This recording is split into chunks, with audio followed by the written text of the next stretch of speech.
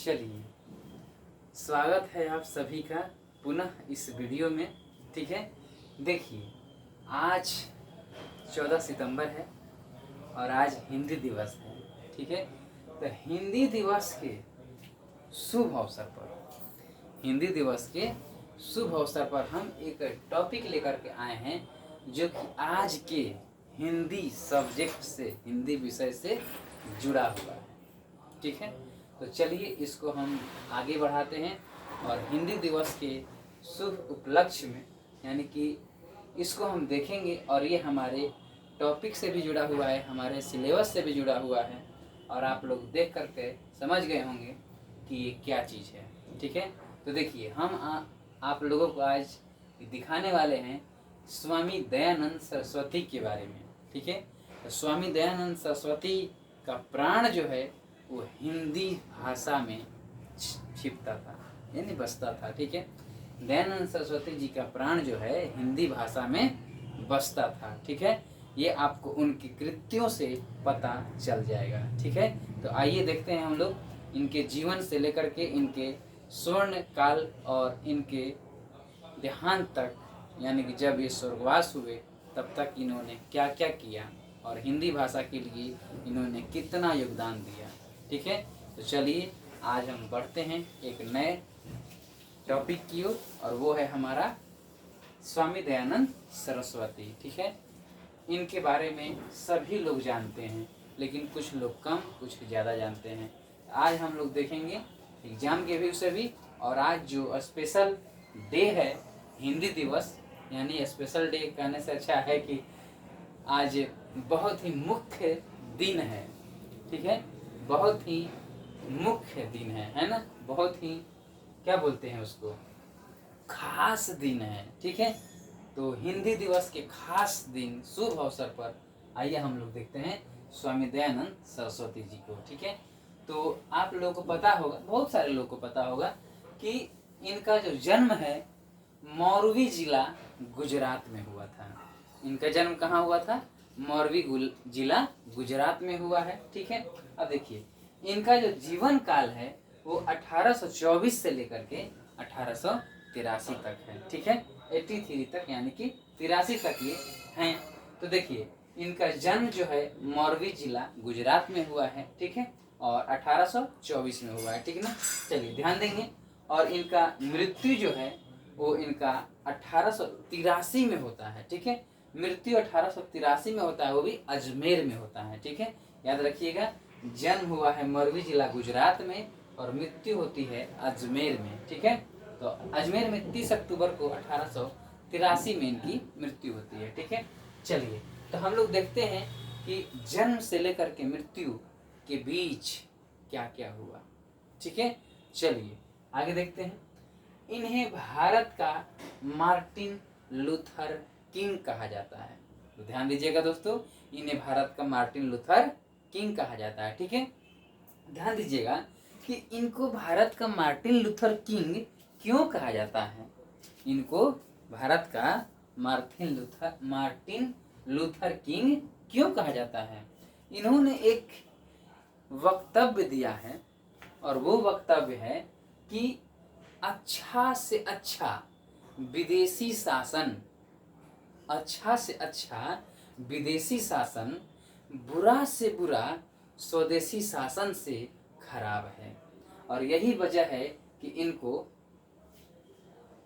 भारत का Martin Luther king कहा जाता है। ठीक है, इन्होंने क्या दिया था? इन्होंने दिया था नारा कि अच्छा से अच्छा विदेशी शासन बुरा से बुरा स्वदेशी शासन से क्या है? खराब है। ठीक है, चलिए आगे बढ़ते हैं। देखिए, तो स्वामी दयानंद सरस्वती जी के बचपन का नाम जो है वो मूल शंकर है। बचपन का नाम इनका एग्जाम में बहुत बार पूछा हुआ है, इसलिए हमने यहाँ पर लिया है। ठीक है, तो बचपन का नाम मूल शंकर है। अब देखिए इनका नाम कब बदला? स्वामी पूर्णानंद ने इन्हें दयानंद सरस्वती नाम दिया। ठीक है, दयानंद सरस्वती नाम दिया। स्वामी पूर्णानंद ने इन्हें दयानंद सरस्वती नाम दिया। ठीक है, ये करीब 1848 की बात है जिनको जब इनको नाम दिया गया। ठीक है, तो ध्यान दीजिएगा, दयानंद सरस्वती नाम किसने दिया, तो ये है स्वामी पूर्णानंद जी ने। ठीक है ना, तो ये इनके गुरु होते हैं और इनका नाम जो है दयानंद सरस्वती रख देते हैं। किस नाम से, मूल शंकर से इनका नाम हो जाता है दयानंद सरस्वती। ठीक है, चलिए आगे बढ़ते हैं। दयानंद जी ने आगरा में पाखंड खंडनी पताका फहराई। ये क्या है पाखंड खंडनी पताका? ये आगरा में जब पाखंड खंडनी पताका फहराई है, यानी कि वहाँ पर इसका स्थापना किए हैं आगरा में, तो ये है कि ये हिंदू धर्म को पूरे विश्व में फैलाना चाहते थे और हिंदी भाषा को पूरे लोगों को जानने के लिए प्रेरित करते थे और उसका प्रचार प्रसार करते थे। ठीक है, तो ये उसी से जुड़ा हुआ है पाखंड खंडनी पताका। ठीक है, चलिए, तो ये कहाँ हुआ था, आगरा में। ठीक है ना, अब देखिए, इन्होंने 1875 में बम्बई में आर्य समाज की स्थापना की। ये बहुत इंपॉर्टेंट है, इन्होंने बम्बई में आर्य समाज की स्थापना की। ठीक है, ध्यान देंगे, बम्बई में आर्य समाज की स्थापना की। ठीक है, चलिए आगे बढ़ते हैं। देखिए, बम्बई में आर्य समाज की स्थापना की। अब देखिए, 1877 ईस्वी में आर्य समाज का मुख्यालय लाहौर को बना दिया। ठीक है, 1877 में, ध्यान दीजिएगा, 75 में आर्य समाज की स्थापना होती है और 77 में आर्य समाज का मुख्यालय कहाँ बन जाता है, लाहौर को बना दिया जाता है। ठीक है, अब देखिए, वेदों की ओर लौटो का नारा दिया था इन्होंने क्या नारा दिया था, वेदों की ओर लौटो। ठीक है, अब देखिए, इन्होंने वर्ण व्यवस्था का समर्थन किया था। ध्यान दीजिएगा दोस्तों, यहाँ पर हम रुकेंगे थोड़ा देर। इन्होंने क्या किया कि वर्ण व्यवस्था का समर्थन किया है ना, 4 वर्ण है। ठीक है ना, ध्यान दीजिएगा, लेकिन यहाँ पर एक बात और समझिए, इन्होंने वर्ण व्यवस्था का समर्थन तो किया, लेकिन छुआछूत है ना, भेदभाव, जाति पाति से ये नफरत करते थे, लेकिन फिर भी इन्होंने वर्ण व्यवस्था का समर्थन किया है। देखिए, इसको मैंने थोड़ा सा गहरा लिखा है। ठीक है ना, उसको समझिएगा, जात पात, छुआछूत, भेदभाव का इन्होंने घोर निंदा किया है, लेकिन फिर भी वर्ण व्यवस्था का समर्थक है। ठीक है, अब देखिए, 1874 ईस्वी में सत्यार्थ प्रकाश का प्रकाशन हिंदी भाषा में किया। ध्यान दीजिएगा, अच्छे से ध्यान दीजिएगा, हिंदी भाषा का समर्थन किया और यही वजह है कि इन्होंने 1874 में सत्यार्थ प्रकाश का प्रकाशन हिंदी भाषा में किया। और एक व्यक्ति हैं जिनका नाम आता है केशव चंद्र सेन। ठीक है, केशव चंद्र सेन से प्रभावित होकर के और इन्होंने सत्यार्थ प्रकाश का प्रकाशन हिंदी भाषा में किया था। ठीक है, तो ध्यान दीजिएगा, इसके आगे हमको फिर से लिखना पड़ेगा और इसके लिए आपको थोड़ा सा वेट करना पड़ेगा। ठीक है, तो तब तक के लिए इसको आप लोग देखिए। ठीक है ना, उसके बाद हम तुरंत 5G टेक्निक से इसको मिटाते हैं और उसके बाद फिर धड़ाधड़ लिखना चालू करते हैं। ठीक है, चलिए इसका स्क्रीनशॉट ले लीजिए आप लोग।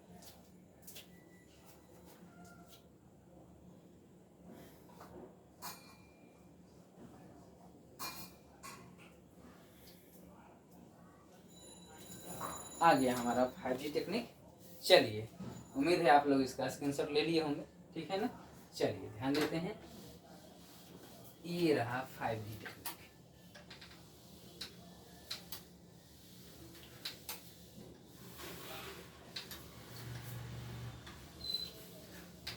चलिए ध्यान देंगे, देखिए बहुत सारा पॉइंट है, धीरे धीरे हम लोग लेके चलेंगे। देखिए, इन्होंने सबसे पहले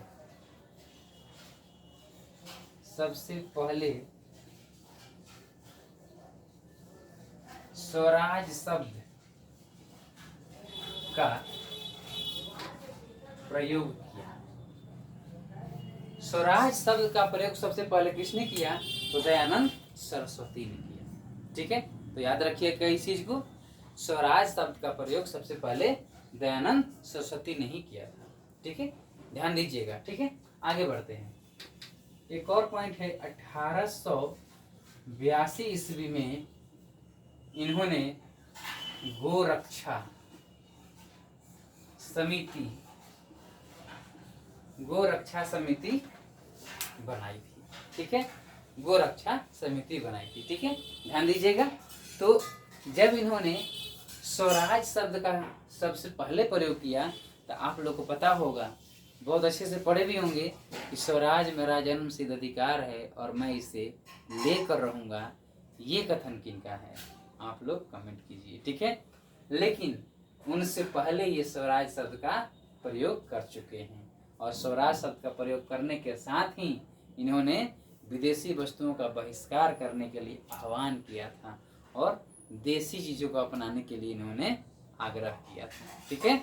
आगे बढ़ते हैं, देखिए, ठीक है। अब आते हैं, फिर क्या हुआ कि जो आर्य समाज था ना, आर्य समाज ज्यादातर आपको पंजाब में और उत्तर प्रदेश में ज्यादा फैला हुआ था, ठीक है।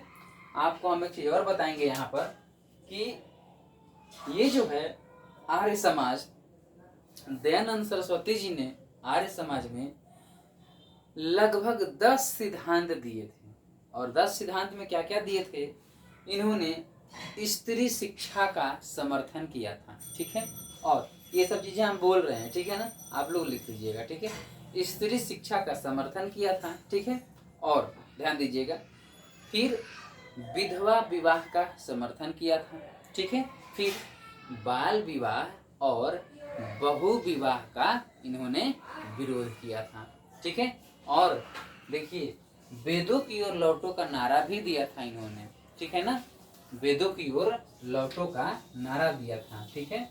वेदों की ओर लौटो, वेदों की ओर लौटो का नारा दिया था, ठीक है। वेदों की ओर लौटो का नारा दिया था, ठीक है। और भी बहुत सारा इनका नारा है, ध्यान दीजिएगा। एक चीज और हम बता दे रहे हैं, इन्होंने हिंदी और संस्कृत, हिंदी और संस्कृत भाषा का प्रचार प्रसार किया था, ठीक है। आगे और देखेंगे। लेकिन जब इनकी मृत्यु हो जाती है 1883 में, जब इनकी मृत्यु हो जाती है ना, 30 अक्टूबर 1883 को जब ये अजमेर में इनकी मृत्यु हो जाती है, तो क्या होता है, जो ये आर्य समाज है वो 2 गुटों में बट जाता है, ठीक है। तो 2 गुट कौन कौन है वो, ठीक है, ध्यान दीजिएगा।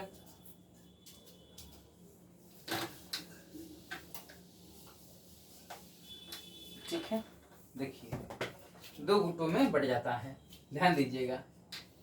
एक गुट है 1886 और एक गुट है 1902, ठीक है, ध्यान दीजिएगा।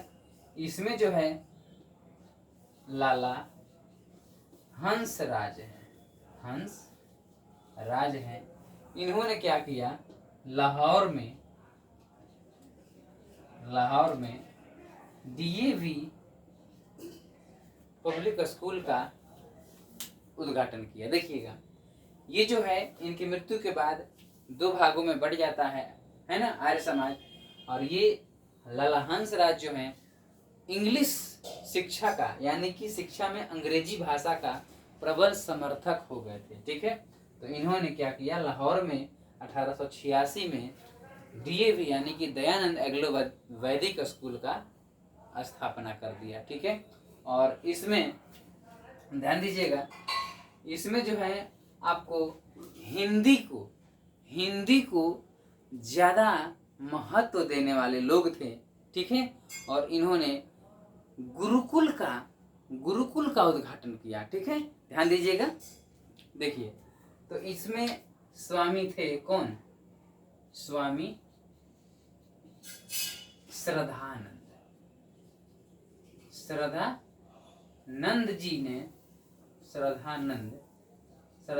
जी ने क्या किया, गुरुकुल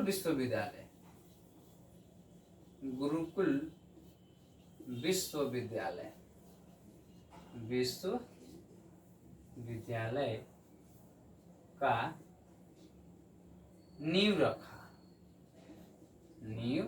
ये 1902 में किए हैं, ठीक है ना। चलिए ध्यान दीजिएगा, ये जो है ये कहाँ रखा था,